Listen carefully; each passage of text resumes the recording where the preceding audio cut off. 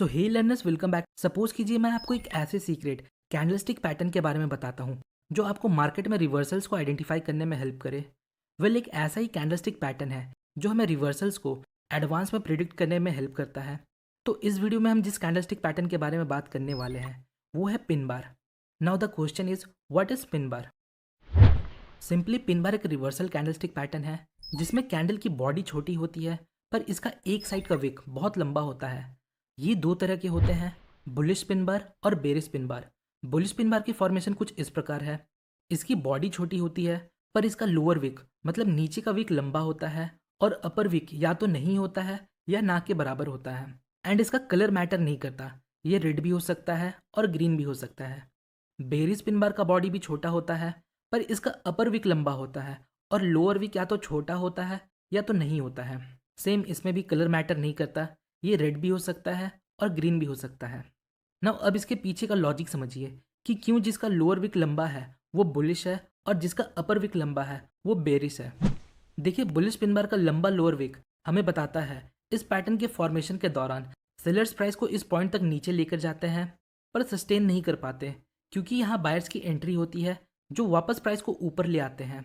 So at the close of this candle हमें यहाँ एक बाइंग प्रेशर देखने को मिलता है, इसलिए इसका कलर मैटर नहीं करता। इवन ये रेड कलर का है फिर भी ये एक बुलिश कैंडल है क्योंकि यहाँ रिजेक्शन नीचे से आ रहा है। अब बेरिश पिन बार के पीछे का लॉजिक समझते हैं। सेम यहाँ आप इसके अपर वीक को देखकर समझ सकते हो, रिजेक्शन ऊपर से आ रहा है मतलब यहाँ हमें सेलिंग प्रेशर देखने को मिलता है, इसलिए इसका कलर मैटर नहीं करता। इवन ये कैंडल ग्रीन है फिर भी ये एक बेरिश कैंडलस्टिक है।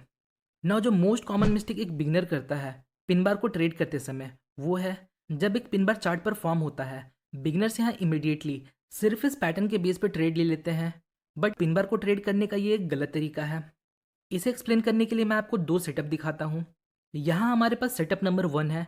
यहाँ आप देख सकते हो मार्केट डाउनवर्ड मूव कर रहा है और यहाँ हमारे पास एक बुलिश पिन बार है, मीनिंग अब मार्केट में यहाँ से रिवर्सल आ सकता है, मार्केट यहाँ से ऊपर जा सकता है। बट प्राइस ऊपर जाने की जगह नीचे चला जाता है मतलब मार्केट ने इस पिन बार पर रिएक्ट नहीं किया। नाउ अब सेटअप नंबर 2 देखते हैं। यहाँ आप देख सकते हो प्राइस यहाँ भी नीचे जा रहा है और यहाँ भी हमारे पास एक बुलिश पिन बार है पर इस बार मार्केट इस पिन बार पर रिएक्ट करता है और ऊपर चला जाता है। तो अब यहाँ एक क्वेश्चन आता है, ऐसी कौन सी क्वालिटी है जो सेटअप नंबर 2 को सेटअप नंबर 1 से बेटर बनाता है? दोनों में डाउन ट्रेंड मूव के बाद बुलिश पिन बार बनता है पर एक में मार्केट पिन बार पर रिएक्ट नहीं करता और दूसरे में मार्केट पिन बार पर रिएक्ट करता है और वहाँ से ऊपर चला जाता है। सेटअप नंबर 1 एक लो क्वालिटी ट्रेड सेटअप है क्योंकि यहाँ हमारे पास एडिशनल कंफर्मेशन के लिए कोई सपोर्टिंग फैक्टर्स नहीं है, मतलब यहाँ बहुत कम चांसेस है मार्केट का पिन बार के साथ रिएक्ट करने का। और सेटअप नंबर 2 एक हाई क्वालिटी ट्रेड सेटअप है क्योंकि अगर आप ध्यान से देखो तो यहाँ पिन बार अपने प्रीवियस सपोर्ट लेवल पर फॉर्म हुआ है। अगर आप पास्ट के डेटा को देखो तो प्राइस इस लेवल पर ऑलरेडी एक बार रिजेक्ट होकर ऊपर चला जाता है, देन प्राइस वापस इस लेवल को अप्रोच करता है। अब यहाँ एक पॉसिबिलिटी है प्राइस वापस इस लेवल से रिजेक्ट होकर ऊपर चला जाए। तो यहाँ हमारे पास पिन बार के अलावा अदर सपोर्टिंग फैक्टर्स भी है, तो यहाँ चांसेस ज़्यादा है मार्केट इस पिन बार के साथ रिएक्ट करे। नाउ अब समझते हैं हमें कैसे high quality trade setup find करने हैं। सो फर्स्ट ऑफ ऑल हमें की लेवल्स को आइडेंटिफाई करना है। यहाँ आप देख सकते हो प्राइस इस लेवल तक ऊपर जाता है और फिर नीचे आ जाता है जो इसे एक रेजिस्टेंस लेवल बनाता है। नेक्स्ट प्राइस वापस इस लेवल को अप्रोच करता है और आप देख सकते हो यहाँ हमारे पास एक बेरिश पिन बार है। अगेन ये एक बेरिश पिन बार है क्योंकि इसका अपर विक लंबा है और लोअर विक छोटा या ना के बराबर है। यहाँ आप देख सकते हो बायर्स इस रेजिस्टेंस लेवल को ब्रेक करने की कोशिश करते हैं और प्राइस को ऊपर लेकर जाते हैं, पर जब सेलर्स की एंट्री होती है प्राइस ज़्यादा देर रेजिस्टेंस के ऊपर सस्टेन नहीं कर पाता और सेलर्स वापस इस प्राइस को रेजिस्टेंस लेवल के नीचे लेकर आते हैं। तो यहाँ हमें ऊपर से एक सेलिंग प्रेशर देखने को मिलता है। तो कंफर्मेशन के लिए यहाँ हमारे पास एक रेजिस्टेंस लेवल है। नेक्स्ट प्राइस वापस इस लेवल को अप्रोच करता है और यहाँ हमारे पास एक बेरिश पिन बार है। तो ये सारे फैक्टर्स मिलकर यहाँ हमें एक अच्छा शॉर्ट का अपॉर्चुनिटी प्रोवाइड करता है।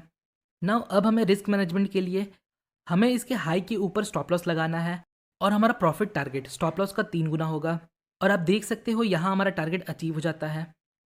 आइए कुछ और एग्जांपल्स देखते हैं। सो यहाँ आप देख सकते हो प्राइस नीचे जा रहा है और यहाँ हमारे पास एक बुलिश पिन बार है। नाउ अब हमें की लेवल्स को देखना है। तो अगर आप ध्यान से देखो तो यहाँ हमारे पास एक प्रीवियस रेजिस्टेंस लेवल है। चूंकि प्राइस इस लेवल को हिट करता है और यहाँ से नीचे चला जाता है, जो इसे एक रेजिस्टेंस लेवल बनाता है, जो ब्रेकआउट के बाद सपोर्ट बन चुका है। और अभी ये पिन बार अपने सपोर्ट लेवल पर है। और साथ ही साथ यहाँ हम इसके विक को देखकर समझ सकते हैं प्राइस अपने सपोर्ट लेवल को ब्रेक करने में फेल हुआ है। नाउ अगर आप ध्यान से देखो तो यहाँ हमारे पास एक ट्रेंड लाइन है और प्राइस ट्रेंड लाइन पर मल्टीपल टाइम पास्ट में रिएक्ट कर चुका है। तो यहाँ हमारे पास इस पॉइंट पर दो की लेवल्स है जो इसे एरिया ऑफ कॉन्फ्लुएंस बनाता है।